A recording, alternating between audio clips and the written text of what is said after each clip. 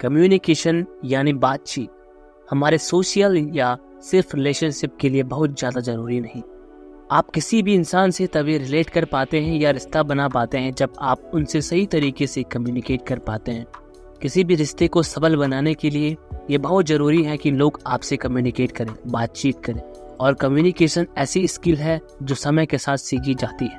ये प्रैक्टिस के साथ और भी बेहतर होती जाती है। आप अपने कम्युनिकेशन को कभी भी सुधार सकते हैं, ये परवाह किए बिना कि आपकी उम्र, आपका सोशल स्टेटस या आपका फैमिली बैकग्राउंड कैसा है और क्या है।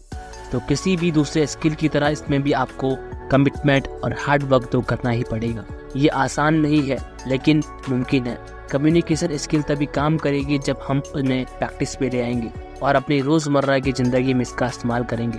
तो काफ़ी टाइम से आपकी टू डू लिस्ट में, आपके न्यू ईयर रेजोल्यूशन में यह वाला टास्क कम्युनिकेशन का हर बार आ जाता है, लेकिन आप इसको पार नहीं कर पाते हैं। आज लगे हाथ हम इसे कर ही लेते हैं। तो आइए जानते हैं summary of 21 days of effective communication, जिसे लिखा है इयन टूनोस्की ने। और इस समरी की अगर हम बात करें तो यहाँ पर आप सीखेंगे कि आप कैसे अपना कम्युनिकेट करने के तरीके को बदलकर उसे और भी बेहतर बना सकते हैं और इसके लिए आपको क्या क्या करना होगा। आइए जानते हैं आगे वीडियो में। डे 1, लिसनिंग यानी कि सुनना कम्युनिकेशन का एक बहुत ही जरूरी पहलू है। लिसनिंग यानी कि सुनना। आप सामने वाले इंसान से सरतार तरीके से बात कर पाएं, इसके लिए बहुत जरूरी है कि आप में अच्छी लिसनिंग स्किल भी हो। लिसनिंग का ये मतलब नहीं है कि आप बस चुप होकर के अपनी बात कहने के मौके का इंतजार करें, बल्कि इसका मतलब ये है कि आप सामने वाले को अपने दिल की बात रखने का मौका दें। जब आप सुनते हैं तो आप सामने वाले इंसान को अपनी सोच, अपनी राय और अपने आइडिया रखने का मौका देते हैं। एक नामी साइकोलॉजिस्ट कार्ल रोजर्स का ये मानना है कि जब हम किसी को अपनी फीलिंग्स के बारे में बात करने का मौका देते हैं तो उनकी सोच और व्यवहार में बदलाव आ जाता है। हम अपनी प्रॉब्लम्स पर बेहतर तरीके से काम करके उन्हें तब तक सॉल्व कर पाएंगे जब हम किसी ऐसे इंसान से बात करें जो हमें अच्छी तरह से सुन और समझ सकता हो। अगर सामने वाले इंसान के आइडियाज हमें बेकार लगे तो भी यही अच्छा होगा कि हम एक बार उनकी बातों को सुन जरूर लें। इफेक्टिव लिसनर बनने के लिए यह जरूरी है कि हम शांत रहकर दूसरों को उनकी बात बोलने का मौका दें। दूसरों की और सब्र और समझ दिखाकर हम उन्हें यह मौका देते हैं कि वो अपनी प्रॉब्लम्स को हैंडल और उन्हें सॉल्व करने के लिए नए तरीके ढूंढ सकें। अब सवाल ये आता है कि आप बेहतर लिसनर कैसे बन सकते हैं।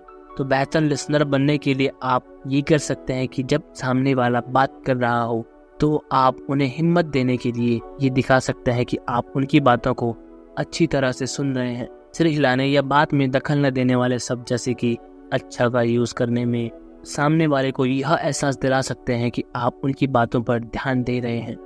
ऐसा करने से आप उन्हें और हिम्मत देते हैं, जिससे वो अपने मन की बात कर पाते हैं। सामने वाले को एक साथ अपनी सारी बातें बोलने का मौका देने से भी आप अच्छे लिसनर बन सकते हैं। ये तरीका तब जरूर काम आता है जब सामने वाला बहुत गुस्से में हो और वो सिर्फ ये चाहता हो कि कोई बस उसकी बातें सुने। ये करने से उसका गुस्सा कम होगा और वो इंसान शांत हो जाएगा। जब कोई इंसान आपसे इंफॉर्मेशन शेयर करता है तो आप उन्हें जज करते हैं और ये अंदाज़ा लगा लेते हैं कि वो इस वक्त कैसे हालात से गुजर रहा है, सामने वाला कैसे सिचुएशन एक्सपीरियंस कर रहा है। ये समझने के लिए आप अपने मन में उसे लेकर कई बार थ्योरीज बनाते हैं। तो ये आपकी ओर से एक गलती है। जब सामने वाले इंसान को ये पता चलेगा कि आप उन्हें जज कर रहे हैं, यानी उन्हें लेकर अपने मन में कोई राय बना रहे हैं, तब उन्हें ये बात अच्छी नहीं लगेगी। आपको सलाह देने से खुद को रोकना चाहिए जब तक कि सामने वाला खुद एडवाइस न मांगे। आपको सामने वाले को ये भी नहीं कहना चाहिए कि आप समझ सकते हैं कि वे किस दौर से गुजर रहे हैं, क्योंकि आप सच में यह बात नहीं समझ सकते। ऐसा हो सकता है कि आप भी उनके सिचुएशन से मिलते जुलते सिचुएशन से पहले कभी गुजरे हों, लेकिन ये जरूरी नहीं है कि आपके रिएक्शन भी उनके जैसे होंगे। हमारे स्वभाव, इमोशंस, पिछले एक्सपीरियंस और फैमिली बैकग्राउंड एक दूसरे से अलग अलग होते हैं। जब कोई आपसे सलाह मांगे तो आपको ये सोचना चाहिए कि वो इस पर कैसे रिएक्ट करेगा और ये समझना चाहिए कि आपको कब रुकना है। सामने वाले की बॉडी लैंग्वेज आपको ये बता सकती है कि उन्होंने आपकी दी हुई एडवाइस पर कैसे रिएक्ट किया। तब आप ये बता सकते हैं कि आपकी एडवाइस अच्छी तरह से ली गई है या नहीं, और इससे ये समझ सकते हैं कि आपको कब रुकना चाहिए। जब भी आप किसी को सलाह दे देते हो, आपको यह समझना चाहिए कि सामने वाला आपकी सलाह ले सकता है या लेने से मना कर सकता है। आपको यह बात साफ साफ समझनी चाहिए कि उनके डिसीजन में आपको दखल नहीं देना चाहिए। और इसी के साथ अगला सवाल है कि लिसनिंग स्किल की प्रैक्टिस कैसे करें। अगर आप ये जानना चाहते हैं कि आपकी लिसनिंग स्किल कितनी अच्छी है, तो आप किसी ऐसे दोस्त या रिश्तेदार को कॉल कर सकते हैं जिनसे आपने लंबे समय से बात न की हो। 20 मिनट की फ़ोन कॉल को यूज़ करके आप यह मेज़र कर सकते हैं कि आप दूसरों की बातों को कितने अच्छे से सुन सकते हैं, और यह मौका आप उस इंसान से अपना रिश्ता सुधारने के लिए इस्तेमाल कर सकते हैं। आप इसे रेगुलर प्रैक्टिस से और भी बेहतर बना सकते हैं। आगे डे 2 है, यानी कि दूसरा दिन। इंटरप्ट करना अवॉइड करें।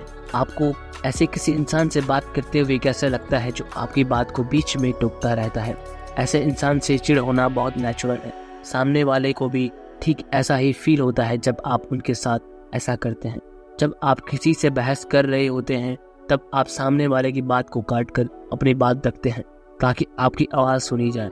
या जब आप किसी ऐसे टॉपिक पर डिस्कस कर रहे हो, आप बहुत पैशनेट हैं, तब भी आपको सामने वाले की बात काट कर अपनी बात बताने का बहुत मन करता होगा। सामने वाले की बात काट कर आप उन्हें गैर जरूरी महसूस करवाते हैं। उन्हें ये भी लग सकता है कि आप उन्हें वो ध्यान नहीं दे रहे हैं जिसके वो हकदार हैं। उन्हें ये लगेगा कि उनके आइडिया आपके आइडिया से कम इम्पोर्टेंट है, जिससे आपके रिश्ते पर एक नेगेटिव असर पड़ सकता है। अगर आप बार बार किसी को टोकते रहेंगे तो वह ठीक से सोच भी नहीं पाएगा। उन्हें ये लगेगा आप उन पर अपने आइडियाज थोप रहे हैं जिनमें वे डूब जाएंगे। तो अब सवाल ये आता है कि आप दूसरों को इंटरप्ट करना कैसे अवॉइड कर सकते हैं। आप अपने कम्युनिकेशन को सुधारने के लिए डेली टारगेट सेट कर सकते हैं, जिसे पूरा करने पर आप अपने आप को इनाम देंगे। जैसे कि पूरे दिन बिना दूसरों को टोके बात करने पर। आप स्टिकी नोट्स पर ये बात लिखकर इसका इस्तेमाल करके अपने आप को दिन भर याद दिला सकते हैं। इन नोट्स को आप अपनी डेस्क, कंप्यूटर या लॉकर पर लगा सकते हैं ताकि आप हमेशा खुद को याद दिलाकर अपनी कम्युनिकेशन को इम्प्रूव करते रहें।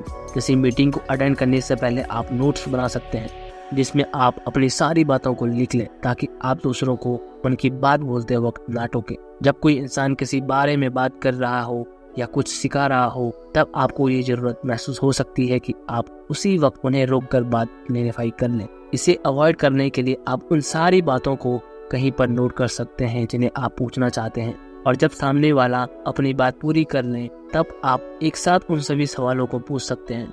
आपको यह बात हमेशा याद रखनी चाहिए कि आपका चुप रहना आपकी बात करने जितना पावरफुल है। चुप रहकर दूसरों को अपनी बात पूरी कर देने से लोग आपकी इज्जत करेंगे। दूसरों के बात करने पर बार बार उन्हें टोकने को इस चीज की निशानी समझी जा सकती है कि आप खुद को उनसे इंफीरियर या कमतर समझते हैं। बार बार टोकने से लोग ये समझेंगे कि आप ये जताना चाह रहे हैं आपके पास भी अच्छे आइडियाज हैं। इसे इन्फीरियोरिटी कॉम्प्लेक्स कहा जाता है, और अगर आपको ये प्रॉब्लम है तो आप किसी प्रोफेशनल काउंसलर से मदद ले सकते हैं। अलग अलग लोग टोकने को अलग अलग तौर पर लेंगे और ये इस पर डिपेंड करता है कि ऐसा करना उनके कल्चर में कैसा माना जाता है। जैसे कि वेस्टर्न कल्चर में इसे बदतमीजी समझा जाता है, लेकिन इटालियन कल्चर में टोकने को यह समझा जाता है कि आप सामने वाले की बातों में इंटरेस्टेड हो। जापानी कल्चर में आप बिना किसी दिक्कत के अपने डाउट्स को क्लियर करने के लिए सामने वाले को टोक सकते हैं। इसलिए यह बेहतर होगा कि आप ये पता करें कि सामने वाला किस कल्चर से ताल्लुक रखता है, ताकि आप ये जान सके कि वो टोकने को कैसा समझते हैं। आगे डे 3 है। एक इंक्लूसिव कम्युनिकेटर बनने, इफेक्टिव तरीके से कम्युनिकेट करने के लिए आपको उन लोगों की तारीफ भी करनी चाहिए जो दूसरों से अलग हो या जिनकी सोच विचार बाकियों से हटकर हो, क्योंकि हर इंसान की ओपिनियन और आइडिया इज्जत के काबिल होते हैं। एक इफेक्टिव कम्युनिकेटर होने के नाते आपको अपने सर्कल में मौजूद हर इंसान को अपने बीच शामिल करना चाहिए, ये परवाह के बिना कि वो किस कल्चरल बैकग्राउंड से नाता रखते हैं। इंक्लूसिव कम्युनिकेशन यानी ऐसी बातचीत जिसमें सबको शामिल किया जाए, हर तरह के रिश्तों के लिए अहम है, भले ही वो बिजनेस से जुड़े हों या फैमिली से। तो आइए इसी के साथ अब हम जानते हैं सक्सेसफुल इंक्लूसिव कम्युनिकेशन के लिए टिप्स। इंक्लूसिव कम्युनिकेशन की कामयाबी के लिए आपको लोगों के कैरेक्टर की बेकार पहलुओं को चुनना अवॉइड करना चाहिए। सिर्फ उसी पहलू के बारे में बात करनी चाहिए जो कि सिचुएशन को सूट करता हो। लोगों को सेक्सुअल ओरिएंटेशन से उन्हें डिस्क्राइब करने के लिए इस्तेमाल करने से बचना चाहिए। जैसे कि मिसाल के तौर पर आपके टीम में एक नया गे स्टाफ मेंबर शामिल हुआ है, तो आपको उनके बारे में बताने के लिए ये शब्द का इस्तेमाल नहीं करना चाहिए, क्योंकि वो इस सिचुएशन में सूट नहीं करता। इसी तरह से विकलांग यानी कि डिसेबल्ड लोगों को उनकी डिसेबिलिटी से डिस्क्राइब करना भी सरासर गलत है। किसी डिसेबल इंसान को उनकी कमियों से बुलाना गलत है। इसके अलावा किसी को कुछ और तकलीफ हो जैसे कि डिप्रेशन हो, उन्हें डिप्रेसिव या फिर देवदास जैसे नामों से बुलाना भी गलत है। अच्छे कम्युनिकेशन के लिए जरूरी है कि आप लोगों की जाति, धर्म वगैरह का भी ख्याल रखें और उनकी पहचान को लेकर के अपने मन में कोई भी गलत राय न बनाएं। आपको ये हरगिज नहीं मानना चाहिए कि कोई किसी एक तरह के देश या जाति से नाता रखता है तो वो अच्छा या बुरा ही होगा। ऐसा करने से यह जाहिर होगा कि आप लोगों की इंडिविजुअल पर्सनैलिटी को अपनी सीट या उनकी सराहना नहीं करते।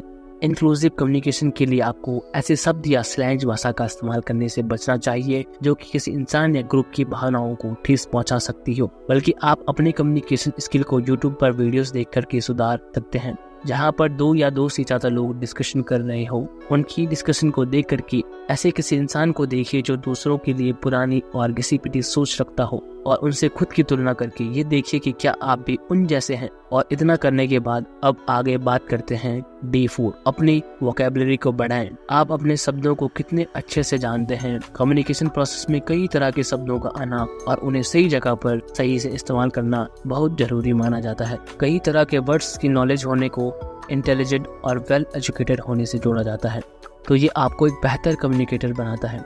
अलग अलग वर्ड्स की अच्छी नॉलेज आपको पर्सनल और प्रोफेशनल लाइफ में बढ़ने में हेल्प करेगी। जॉन ओ कॉर्नर ने ये पता लगाया है कि जिन लोगों को शब्दों की ज़्यादा जानकारी होती है उनके काम में टॉप पोजीशन में रहने का मौका मिलता है और वह ज़्यादा सक्सेसफुल होते हैं।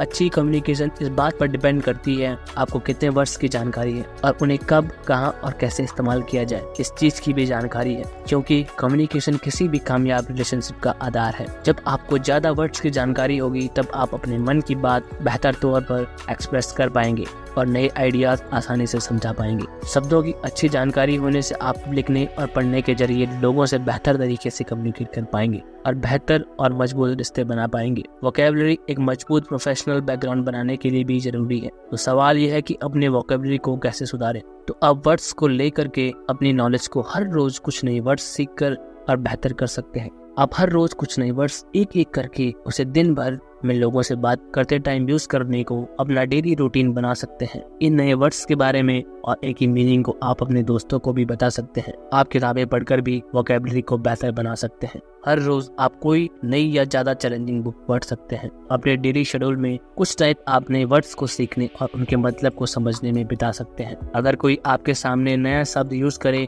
जिसे आपने पहले कभी न सुना हो, आपको सामने वाले से हमेशा इस बारे में पूछ लेना चाहिए। पूछने का ये मतलब नहीं होता कि आप बेवकूफ हैं। इसका मतलब ये होता है कि आप कुछ नया सीखने की इच्छा रखते हैं। आप उस नए शब्द को कहीं लिख कर रख सकते हैं जिससे कि आप बाद में उसे डिक्शनरी में ढूंढ सकें। आगे D5 है, अपने शब्दों का चुनाव सोच समझ कर करें। Choose your word wisely. कुछ शब्द जो आप कम्युनिकेट करते टाइम यूज करते हैं वो आपके लिए बाधा बन सकते हैं, प्रॉब्लम क्रिएट कर सकते हैं। कम्युनिकेशन को बेहतर बनाने के लिए आपको ऐसे शब्दों का इस्तेमाल करना अवॉइड करना चाहिए जिनसे आप पर नेगेटिव असर हो सकता हो। आपको पॉजिटिव तरीके से कम्युनिकेट करना शुरू करना चाहिए।